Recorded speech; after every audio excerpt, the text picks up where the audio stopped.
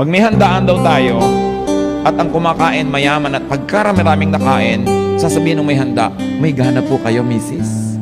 Di ba? May gana kasi mayaman. Ngayon, pag mahirap yung kumakain, maraming kinakain, sabi magpatay gutom. Pareho lang na may kinakain yon, pero yung iba yung paningin mo sa mayaman at saka sa mahirap. That is oppressive.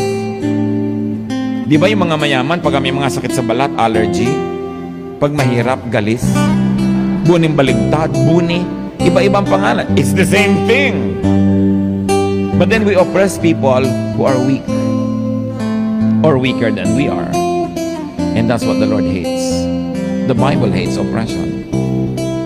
So mas mahirap ang tao, mas mukhang walang ranggo, mas mukhang walang sinasabi sa buhay, mas irerespeto mo. Kasi mas manipis yun. Mas maramdamin. Mas